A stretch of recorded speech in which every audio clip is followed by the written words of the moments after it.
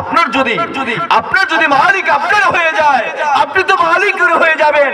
আর মালিকের যদি হয়ে যান, তখন আপনার এই দুনিয়াতে কোনো টেনশন, কোনো চিন্তা, কোনো থিঙ্কিং থাকতে পারে না।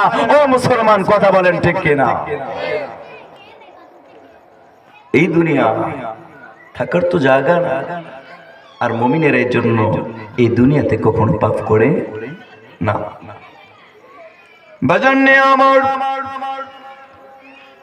পৃথিবীর ভিতরে আল্লাহর গোলাম কারা, মুত্তাকিন কারা, পরহেজগার মানুষ কারা? বাজান নে আমার, যদি মুত্তাকিন পরহেজগার আল্লাহর ওলিদেরকে চিনতে পারেন, এই দুনিয়াটাও কামিয়াব হয়ে যাবে।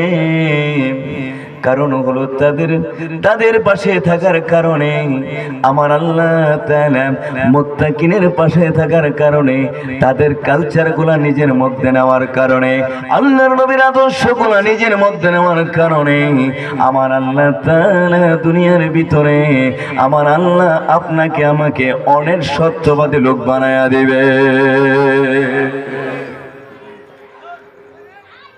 কুতুবউদ্দিন বখতিয়ার কাকি রহমাতুল্লাহ আলাইহি একজন বিশিষ্ট আল্লাহর ওলি ছিলেন। একজন আল্লাহর ওলি ছিলেন, অত্যন্ত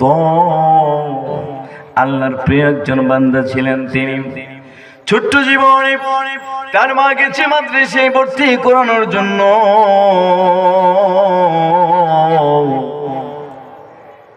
মা হাতে ধরে মাদ্রাসায় নিয়ে গেছে।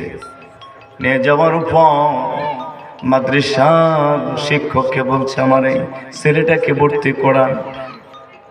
কুতুবউদ্দিন বখতিয়ার কাকিকে ভর্তি করালেন। হুজুর তাকে বলেন, তুমি বলো আলিফ বা তা। তিনি বললেন, হুজুর আমি আলিফ বা তা পড়তে পারি। সুবহানাল্লাহ বলেন। লাম মিম, তারপরের হরফগুলো বলো। কয় আমি তাও শিখেছি। আমারও বলি সুবহানাল্লাহ। তখন বললেন, আলিফ লাম মিম যালিকাল কিতাবু লা রাইবা ফীহি হুদাল লিল মুত্তাকিন। হুজুর এটাও আমি পারি। কয় প্রথম পারাটাই কো পারি, দ্বিতীয় পারা কয় তাও পারি, তৃতীয় পারা কয় তাও পারি, চতুর্থ পারা কয় তাও পারি, পঞ্চম পারা কয় তাও পারি। এইভাবে 18 পারা পর্যন্ত কোরআন তার উস্তাদ তারে শোনাইল, বলে আমি পারি। কিন্তু 19 পারায় যায়, 18 পারার শেষ দিকে যায় তিনি থেমে গেলেন। বলেন, এই পর্যন্তই শিখেছি, আর বেশি আমি শিখি নাই। উস্তাদ ডাকতে বলে, কুতুবউদ্দিন বখতিয়ার কাকির মাকে ডাকতে বলে, ও কুতুবউদ্দিন বখতিয়ার কাকির মা, তোমার এই সন্তানটাকে কোথায় তুমি লেখাপড়া করাইছো? আরো কোনো মাদ্রাসায় দিছিলে কিনা? তিনি বললেন, না আমি কোনো মাদ্রাসায় দেই নাই।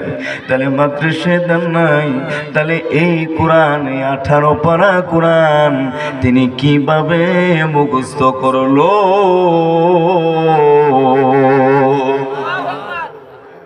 আমাকে জানা।